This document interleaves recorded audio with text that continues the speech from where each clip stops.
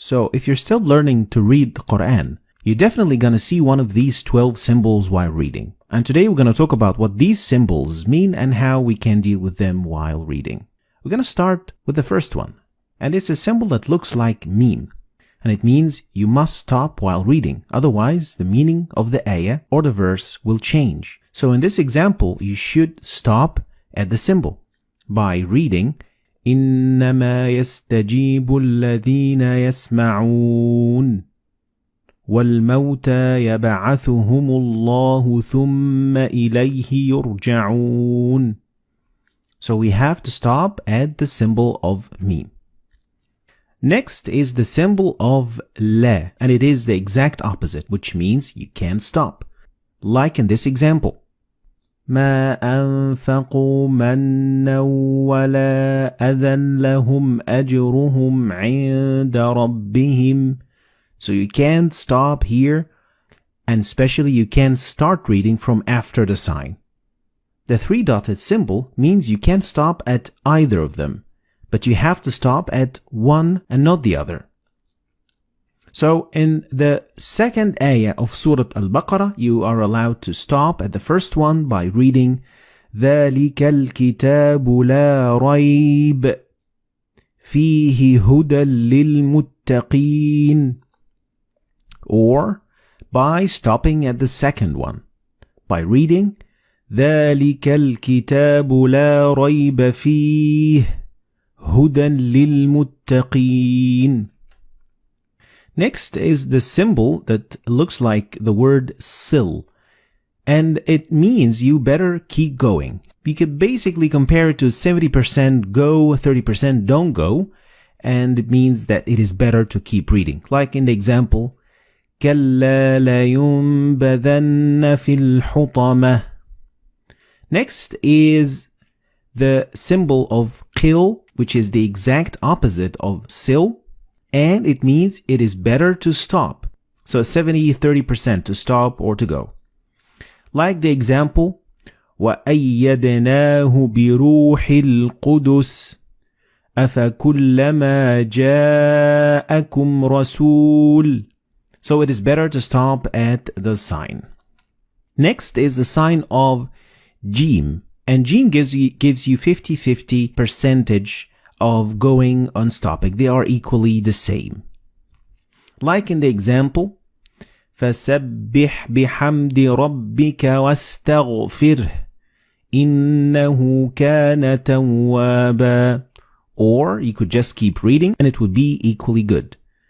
فَسَبِّحْ بِحَمْدِ رَبِّكَ وَاسْتَغْفِرْهُ إِنَّهُ كَانَ تَوَّابًا.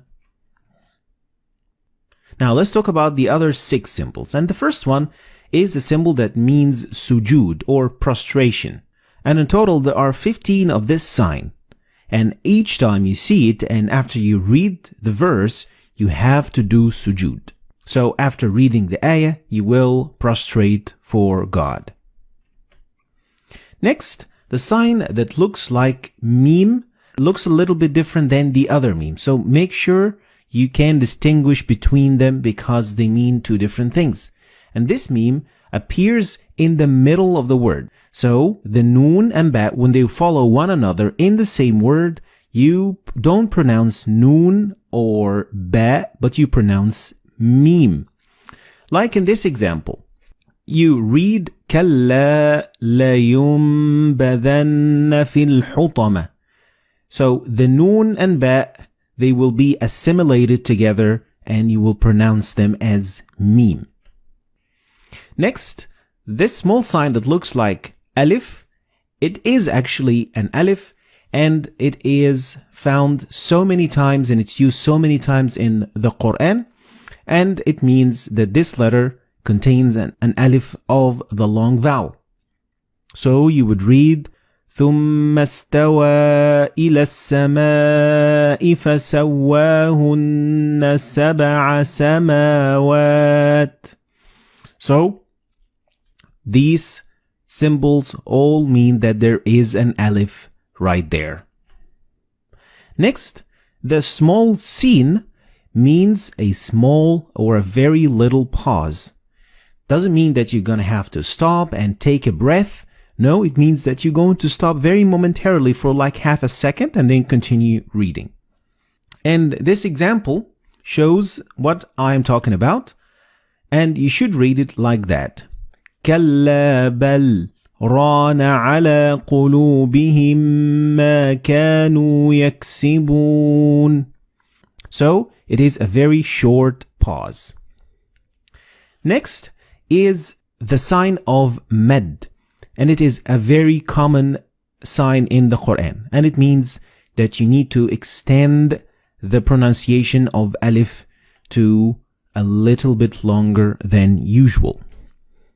The last sign that we're going to talk about today is the sign of the end of the quarter of the chapter, or juz. The juz is divided into 8 quarters, and at the end of each quarter, you are going to see this sign. It doesn't involve any change in pronunciation, and it doesn't affect anything of what you say whatsoever. So it is just for the division of the Quran. So these were the 12 signs that you are going to see in the Quran. And here I'm going to give a quick summary of what these signs mean. Try to remember them. And of course, the best way to learn them is by reading a lot of Quran, because practice makes perfect. So this, ladies and gentlemen, is going to be the end of today's lesson. I hope you've learned anything new today. If you did, like and share the video for other people to learn from it. And I'll see you next